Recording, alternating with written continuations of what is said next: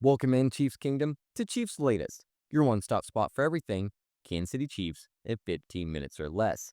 It is your host, Calvin Silvers. Happy Wednesday, hump day, whatever you want to call it. As long as you're having a good day, that's all that matters. If I had to double check the day, I could not believe that it is Wednesday already. This week is flying by, but that means we're one day closer to that third and final preseason game for the Chiefs. We'll be back in Arrowhead. I know everyone is excited, but honestly, should we be? Are we all right at the guard position? We're about to dive into it and talk all about it. But before we do, you know the drill. If you're listening on YouTube, go ahead and hit that subscribe button and make sure you turn on those notifications because we have daily, that's right, daily videos here at Chiefs Latest, Monday through Friday. You're not going to want to miss any of the news, rumors, or action that regard the Kansas City Chiefs. So go ahead, hit that subscribe button, turn on those notifications as it not only helps me in the channel, but it's going to help you stay up to date with everything Kansas City Chiefs. Now, I understand that we haven't even hit the regular season yet. And I understand that we still have a full preseason game to get through. But if you were to tell me right now that you believe Kingsley Suamataia can hold down the left guard position all regular season, I think that's going to be a tall task, especially after the Chiefs traded Joe Tooney to the Bears. And of course, we know that he had some nice pass blocking abilities. So again, I think Suamataia filling that spot, it's going to be a tall order, and I just don't know if he's going to be able to get it done. His preseason flashes, they've been overshadowed, honestly, by moments where he's been instantly overwhelmed at the line, and that kills the play instantly. So that just continues to raise some red flags about if he's ready for a full campaign. Now, I don't think that they need to panic just yet, but if injuries do hit Caliendo or even Suamataia, they're going to need a veteran fix to protect Patrick Mahomes.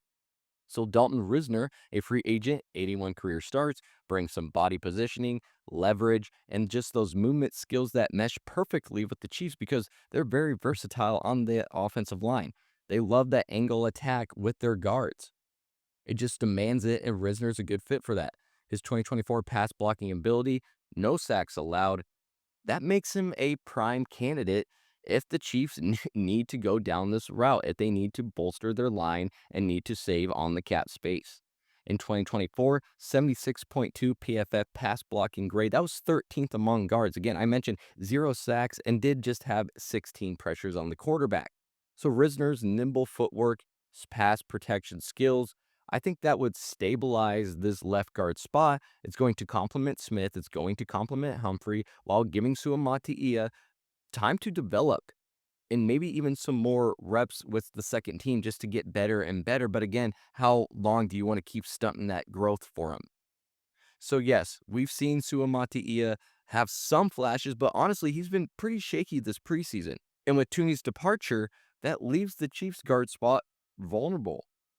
So yes, you could look at someone like Risner, a possible smart cat-friendly option to bring in if, again, injuries do hit Suamataia or Caliendo, or again, even Suamataia or Caliendo cannot hold it down, which I just think that it's going to be hard for Suamataia to go a full campaign in 2025.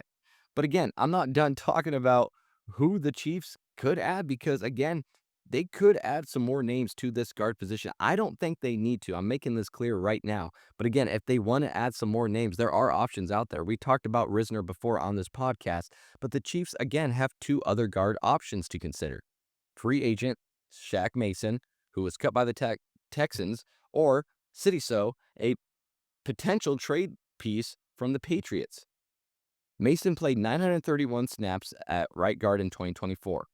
He earned a 65.2 PFF pass blocking grade, but his decline over the past 3 seasons, 66 among, ranked among 136 guards, and makes him a risky veteran bet. Again, I just have seen him decline the past 3 seasons. He might have one more decent season left in him, but I wouldn't expect anything after that. If you're looking at a Patriots guard who's caught, again, in New England's heated guard battle. They got a lot of names fighting for those spots right now. You could trade for a non-premium asset. But again, trading him feels like a lateral move for me, not necessarily an upgrade that Kansas City needs or think that they would get. So Mason, again, might squeeze out one more decent year, but his fading production, it just doesn't ignite confidence in me. And his youth, I just don't think it outweighs the cost of draft capital for something that's not going to be a step up. Again, I think it's a lateral move. So the Chiefs line with Sua Matia struggling, Caliendo as a backup or even the potential starter just doesn't scream, that great, but I also don't think it screams urgency just yet. But again, these three options that I had brought up, they could be fallback options if injuries do hit. Again, we have another preseason game and we have a whole regular season. But for now, sticking with the guard room makes sense. But Mason's experience, City So's potential, that could tempt Beach if the guard spot falters. But again, I just think the trade-offs aren't worth it. Mason's veteran presence offers short-term stability, but declining returns, while City So's youth comes at a trade cost without guaranteed improvement over what you have already. So no need to rush in adding any guards right now, but you should at least look or revisit this if Suamatia's struggles persist or again, injuries strike the Chiefs. But God forbid that any of that happens. Of course, we're all rooting for Suamatia, and we're rooting for no serious injuries once the regular season hits. Now, I gotta be the party pooper here. I'm shutting down another wild Chiefs rumor that has come out of the woods, just like I had to do with Stephon Diggs a while back. This new rumor is the idea of pitching and trading for star pass rusher Micah Parsons. Again, this is complete fantasy, and it is not going to happen. The Chiefs' cap space, for one, can't handle Parsons' looming, $30+ million annual contract, especially when they need that money to address other gaps at other positions. And trading for Parsons would cost a haul of draft picks, which the Chiefs cannot give away right now. They can't lose these. These picks fuel the young, cheap talent that helps the Chiefs keep getting back to the Super Bowl, that keeps their roster competitive and keeps it balanced and doesn't overdraw on the cap. So Parsons, a game-wrecking edge, he thrives as the centerpiece, as the main guy. He would not want to be a rotational piece. I think it's hard to see him in Spags' rotation because they love that flexible, depth-heavy scheme. So Brett Veach has prioritized cap flexibility. He's prioritized draft capital. He's done all this to sustain the Super Bowl winning culture. So having a blockbuster move for Parsons, I think, is a reckless departure from the strategy that has worked for the Chiefs. So we need to let this pipe dream go. Anyone that's holding on to it needs to let it go. This is all fantasy and dreams. We could find other affordable veterans at this position, or we can continue to develop players that we have post FAU. So let's be real with this roster. The cap crunch, the steep trade price, and this fit in a rotational scheme, it's not going to work in Kansas City. It's too delusional, and it's just not going to happen. So go ahead and put it to rest because it's just far, far away fantasy land here when we're thinking about Micah Parsons. Now, here's something, let's come back down to earth and get serious here for a second because Dave Toub has recently praised Sky Moore and his returning ability. Sky Moore, of course, still fighting for a roster spot on the 53-man roster, but I feel like this is more just a gesture and a way to, have other teams believe in Sky Moore and pick him up and get him to land elsewhere, more than a genuine move of confidence.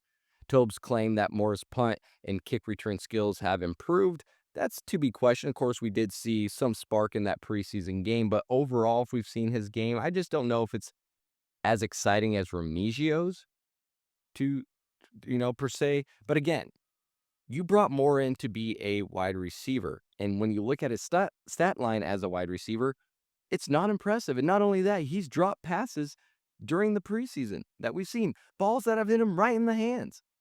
Maybe stuff that I could catch. Probably not, but you get my point here. So he's failed to deliver as a wide receiver. That's what you drafted him for. That's why you picked him in the second round, not to be a returner, to be a reliable receiver. So the Chiefs should be set on Nico Remigio. He had that 30.1-yard playoff return average. That makes him a stronger bet than Moore. Again, his inability to live up to his 2022 second-round draft status, he only has 494 career receiving yards. That should be enough to send him packing, regardless of what Toub is saying. So I think this is Toub just, playing the good guy, being the good coach, helping Moore finding new home, while the Chiefs, again, need to prioritize and are prioritizing more productive pieces in a crowded wide receiver room. If you want to even talk about Moore's best season, yeah, that was in 2023, but it was only 21 receptions, 244 yards, and a touchdown. In his career, he has 43 receptions, 494 yards, and still only one touchdown. This receiver room is full. Rice, Worthy, Brown, Smith-Schuster, Royals. Where does he fit in that? And you give Remigio the edge in special teams. You're not producing. You haven't produced. You have a lack of production at the receiver position. That should seal your fate, despite, again, what Tove may say. So I think, again, Tove's praise for Sky Moore, it just seems more like a helpful, nudge to get him elsewhere, more than really that sign of confidence. But again, maybe this is what Sky Moore needs. Just new scenery, something new. But it's just weird to think that if someone like Patrick Mahomes can't elevate someone like Sky Moore, can any quarterback do that? I'm just more faithful in keeping Remigio on this roster and him having more of an impact than I think Sky Moore would. But then again, Sky Moore would just be that guy that has, a crazy last second touchdown in the Super Bowl for a win, but not have done anything else. It's confusing. It's hard to decide, but I think it is time for Sky Moore to go. Well, that is all that we have here on Cheifs Latest on this lovely Wednesday. As I mentioned, I am your host, Calvin Silvers. Let me know in the comments what you think about adding any of the three guards I brought up. Again, did you really think we were going to have a chance at Micah Parsons? If you did, let me know your reasoning, because I want to know what's going on in your head. I honestly do. It would amaze me to see how you would come around to that, but I'm down to listen. And last but not least, of course, I want to know also what you think of Sky Moore versus Nico Remigio. Who would you rather have returning kicks, and who would you just rather have on the roster? Once again, you're listening to Cheifs Latest. I'm your host, Calvin Silvers, and until next time, have a good one.